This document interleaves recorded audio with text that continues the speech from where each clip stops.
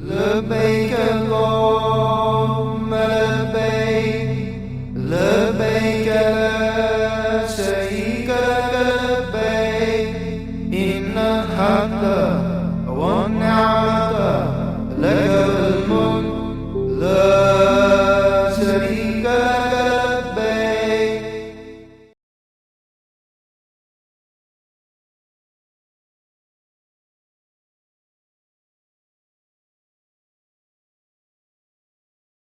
السلام علیکم ورحمۃ اللہ وبرکاتہ۔ اعوذ باللہ من شر الشیطان اللعین الرجیم، بسم اللہ الرحمن الرحیم، الحمد للہ رب العالمین، الصلاۃ والسلام علی رسولہ الکریم واہل بیتہ الطیبین الطاہرین واصحابہ المنتجبین، اما بعد۔ آج ہم حج کے منافع کا ذکر کریں گے،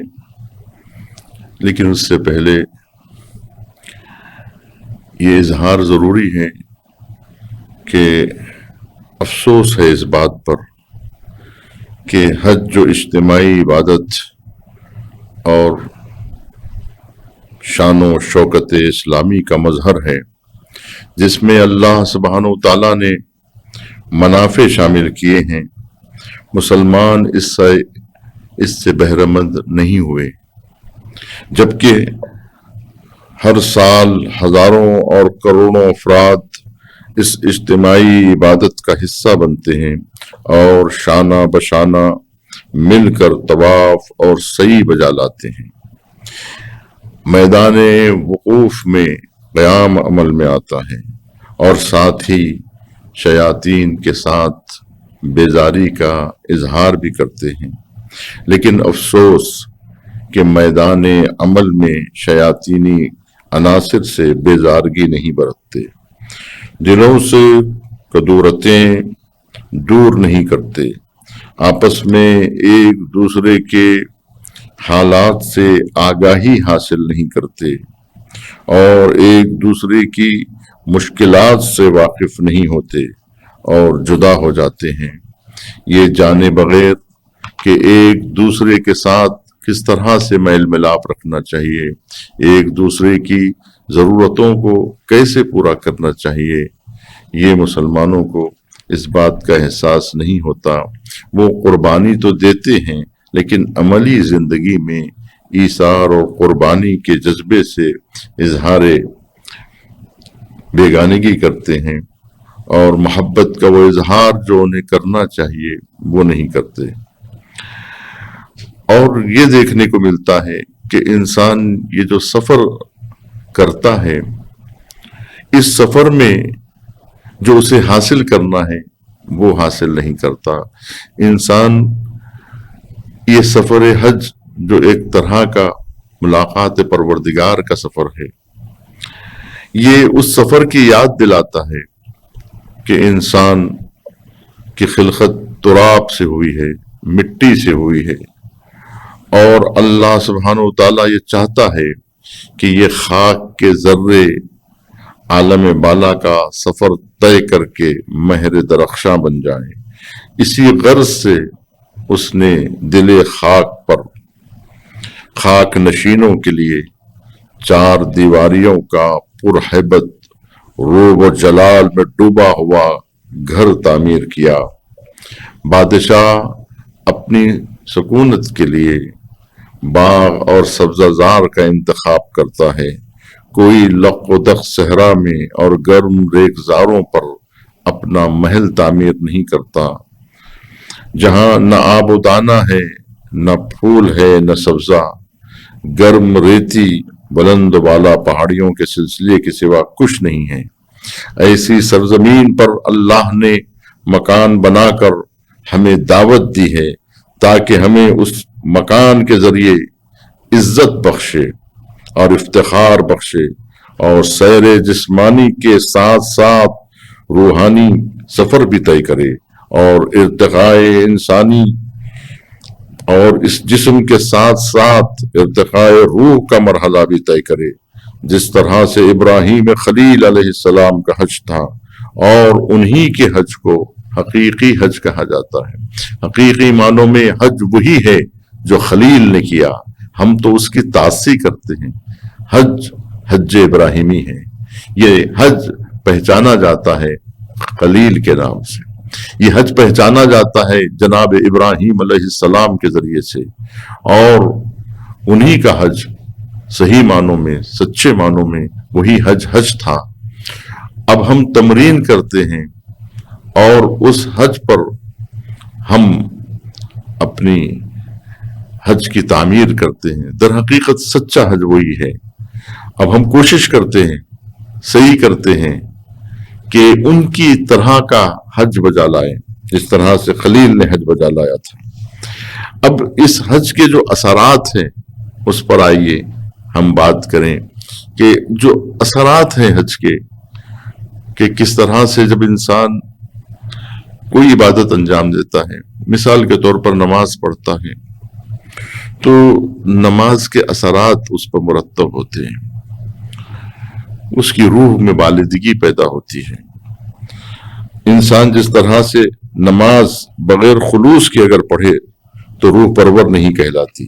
اسی طرح بے روح کا حج بھی قسمت کا چکر بن جاتا ہے،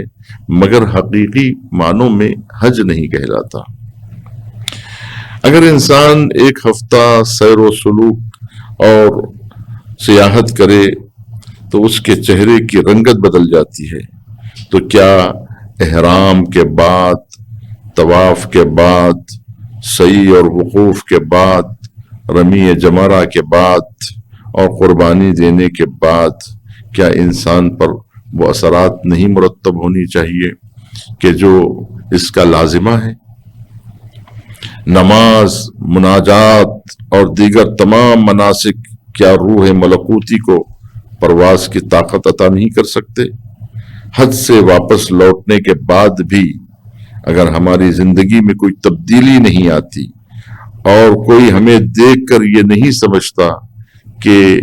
ہم حج سے واپس لوٹے ہیں، اور کوئی ہمیں دیکھ کر اس بات کا اندازہ نہیں لگاتا کہ ہم حاجی بن کر واپس آئے ہیں، شاید یہی وجہ ہے کہ جتنے لوگ حج کر کے واپس آتے ہیں اپنے نام کے ساتھ الحاج کا اضافہ کر لیتے ہیں، یعنی بغیر اس لفظ کے اضافے کے ساتھ۔ اگر یہ لفظ کا اضافہ نہ کیا جائے تو ہمارے چہرے کو دیکھ کر، ہمارے اعمال کو دیکھ کر، ہمارے سکنات کو دیکھ کر کوئی اس بات کا اندازہ نہیں لگا سکتا کہ ہم حج کر کے واپس لوٹے ہیں۔ تو ضرورت اس بات کی ہے کہ اگر ہم واقعی حج کر کے آئے ہیں تو ہمارے اندر تبدیلی کا آنا ضروری ہے۔ ہمیں دیکھ کر لوگ یہ اندازہ لگائیں کہ یہ سفر معنوی سے واپس لوٹ کر آئے ہیں، اللہ سے ملاقات کر کے واپس لوٹ کر آئے ہیں۔ یہ کیفیت اگر انسان کے اندر نہ پیدا ہو تو پھر حج کا فائدہ کیا ہے؟ حج کا فائدہ ہمارے وجود سے ظاہر ہونا چاہیے، ہمارے اعضاء و جوارح سے اس بات کا اندازہ لگایا جانا چاہیے کہ ہم واقعی حج کر کے واپس لوٹے ہیں، اور وہ حج جو حج ابراہیمی ہے وہ حج کر کے واپس لوٹے ہیں۔ ورنہ مادی سیر کر کے اگر ہم واپس لوٹ کر آ جائیں تو پھر کیا فائدہ حاصل ہوگا اس حج کا کہ انسان پیسہ بھی خرچ کرے، صعوبتیں بھی برداشت کرے، سفر کی زحمتیں بھی برداشت کرے، مال بھی خرچ کرے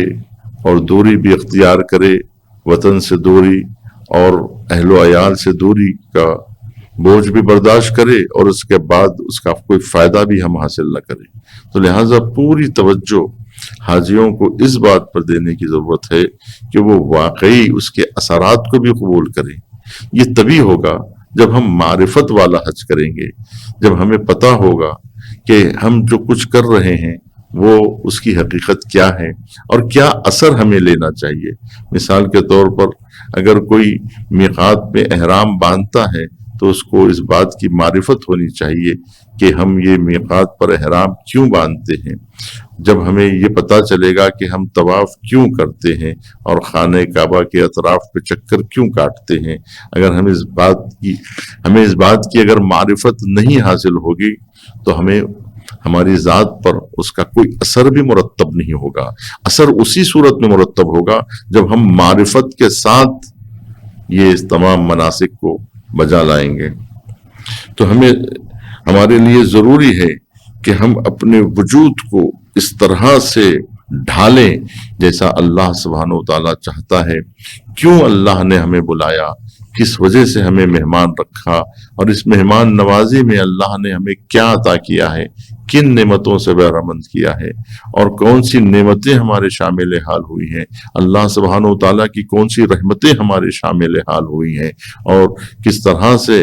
ہمیں وہ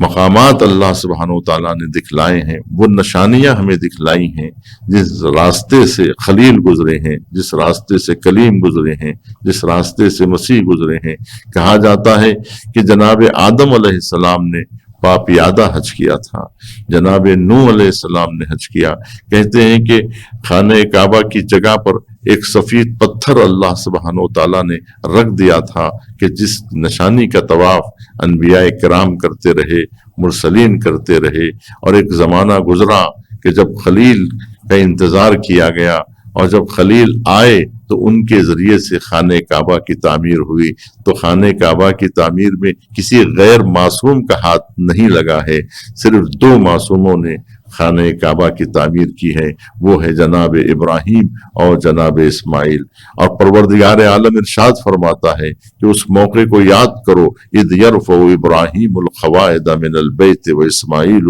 اور انہوں نے ہاتھوں کو بلند کر کے یہ کہا ربنا تقبل منا انک انت السمیع العلیم.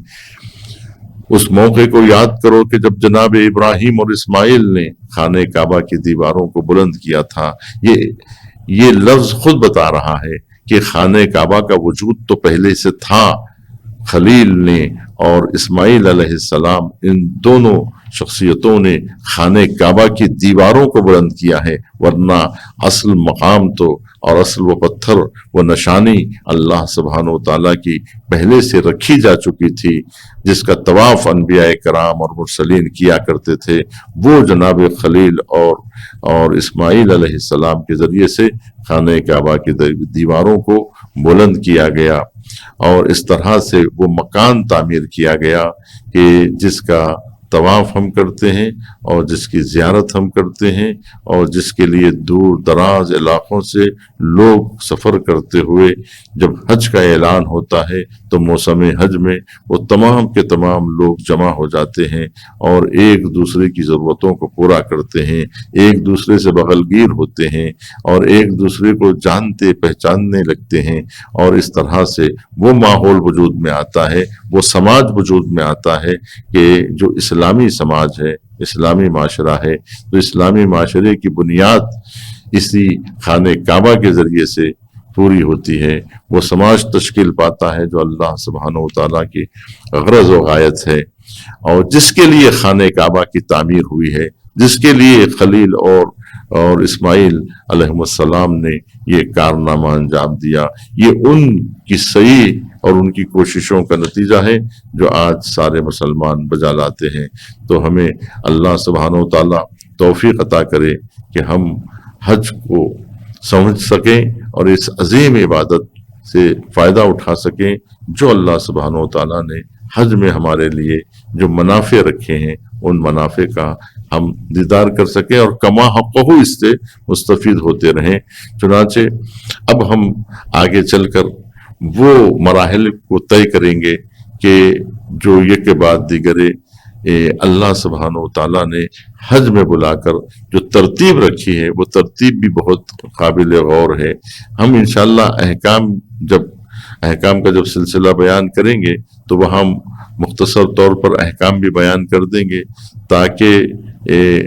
اندازہ ہو کہ کس طرح سے حاجی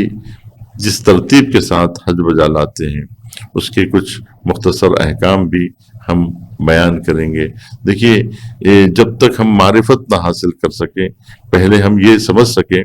کہ